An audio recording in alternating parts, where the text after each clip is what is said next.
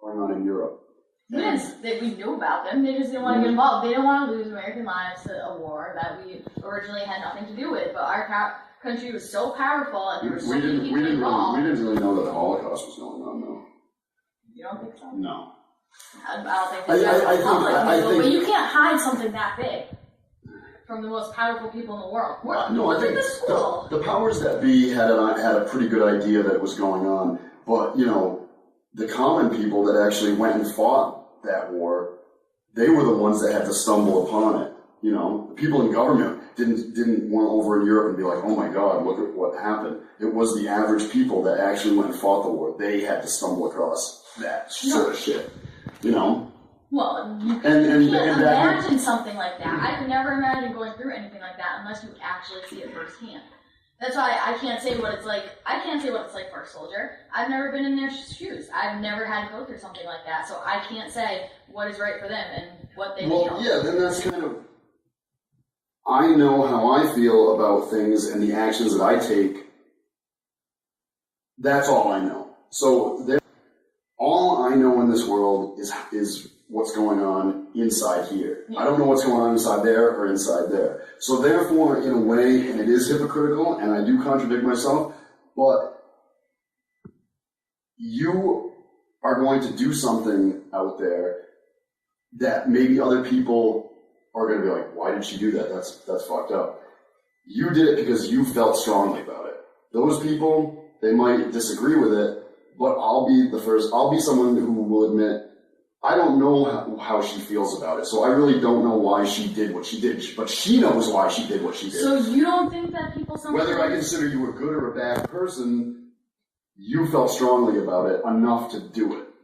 But you don't think sometimes people just do things because they're not thinking? They're just like, wow, I shouldn't have done that. Like, they're just like, I'm going to go jump off this and smash my head in because I thought about it and I have a good reasons to do it. No. That's petty bullshit. That's on a petty bullshit level. And there I can't say either or. It just, that shit happens. But when it comes to like big worldwide events that, governments are involved in, I could say, or individuals who are thinking about what they're doing.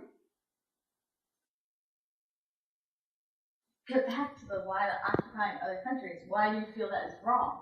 Why do you feel we do not have the right to be there if our government feels that strongly about it?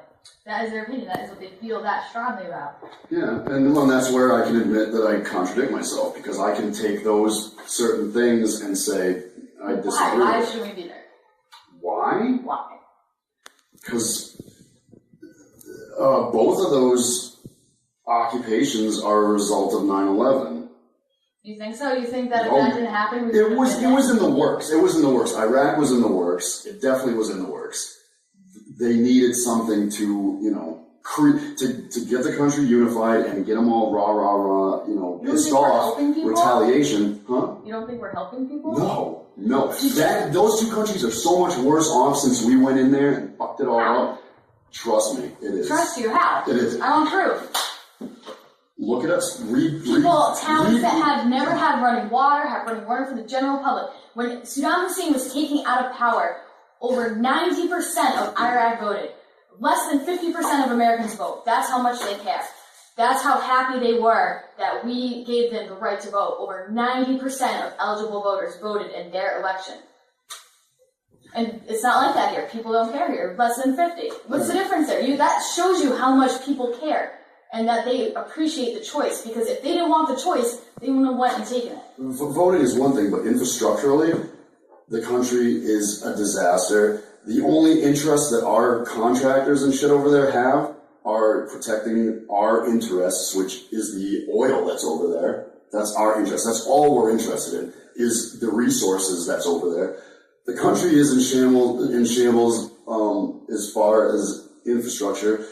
There's been way over... We lost how many people? 5,000 troops in Iraq. Which is, not a lot. Not that much. Your war.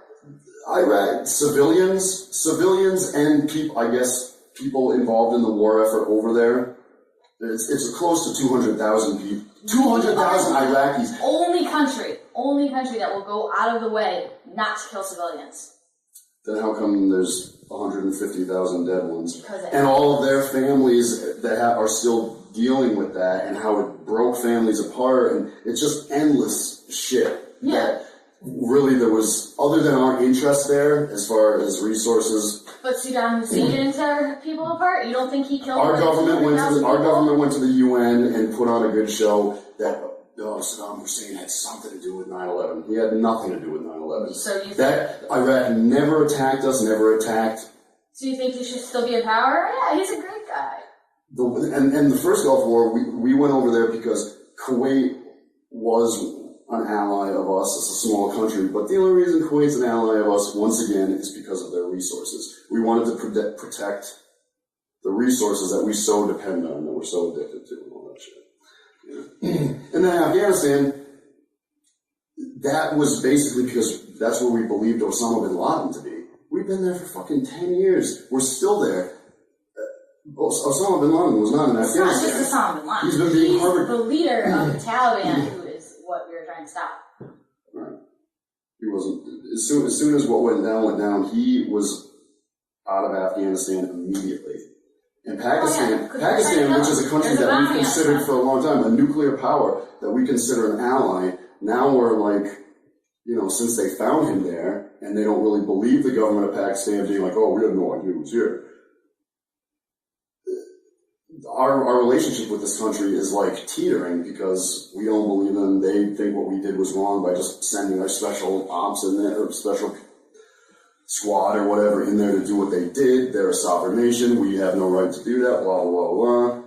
So, But that's what we they're a nuclear power. Right? The politicians are so scared about the country of Iran creating one nuclear weapon. And there's a country like Pakistan that they've got tons of nuclear weapons. That has a lot to do with it, though, is these unstable countries that have these nuclear weapons.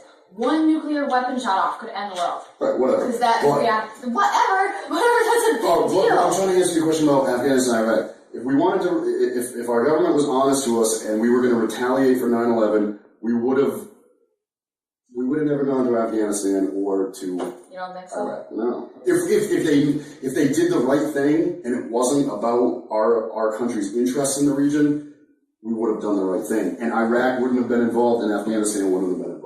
I think George Bush made two mistakes, and they're kind of contradicting, but he made a mistake right after 9/11 happened. He should have went right in the country, but everybody was still pissed off. That's when he should have done it. Number two, he shouldn't have used 9/11 as an excuse to do it, though, because that's what he did, and that wasn't, it was what made people mad about it, but that wasn't, we weren't like, oh, we're here because of 9/11. I can't solely blame George Bush because he was kind of like a front man for the whole operation. There were a lot senior people in his administration and outside of his administration that wanted what happened to happen, and he was the perfect dummy to get it done.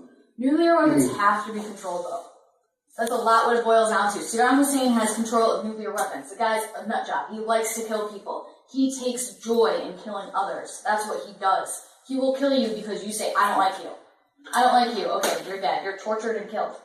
All right. You have nuclear weapons. One nuclear weapon could end the world because everybody's going to start shooting them off. You don't think it's important to control these people with their weapons? Right, well, I mean, if we went in basically to save the Iraqi people from this crazy dictator, how come we don't bother in anything that's going on in Africa or some of the South American countries that are run by whack job dictators, or Southeast Asian countries that are run by crazy dictators? We only make it look like we're going in to free the people of these nations that are places that we have an ulterior motive. Well, you can't be everywhere. Look at Egypt. They had that crazy dictator, but if we went in there and tried to control that, everybody would have been killed. You have to, it's a lot about timing. And what they don't show you on the news, they don't show you these towns in Iraq that have running water, these families that are happy because they can actually be together and not have to worry about somebody coming in their home and taking you away and killing you because you say, I don't like our government. Mm-hmm. No, I'm not saying everybody's happy we're there. I don't know the people. I can't say they are, but I'm just saying a lot of stuff, they don't show you any of the good stuff on the news. They just say we're bad, we're there, we're killing people. They don't show you any of the good that's happening. Also, another thing by taking out Saddam Hussein, Iraq is a Muslim country. It's predominantly Muslim. their religion. But there's, just like Christianity, there's lots of denominations of Islam. There's 3 main ones in Iraq. Once he was out of the picture, those 3 groups, they're all Muslims, but they're different denominations of it, started tearing one another apart. Yeah. It's like, it's the same thing. It happens, with all the different denominations of Christianity, too. And that's why we didn't leave right away. Because if we left right away, if we left now, they would all kill each other. Because they haven't been in control of their country, so they don't know how to control a country. Everybody wants the power. They see that opening and they go for it. That's just how Saddam Hussein got in power. That's why people listen to Osama bin Laden, because they had enough people behind them and enough, talking ability, what's the word I'm looking for? Charisma, to get themselves up. Even Hitler. Oh, yeah, it takes a lot of charisma to... They just saw the opportunity and took it. There was no rhyme and no reason. Nobody said Saddam Hussein wants you to be in charge. They didn't vote for him. He just decided he was going to be. And he was going to kill... We saved lives by taking him out of power. To listen to the show, check us out on allnoiseradio.com, thelostdial.podbeam.com, or subscribe to our podcast in the iTunes Store. Also, look for us on Twitter and Facebook.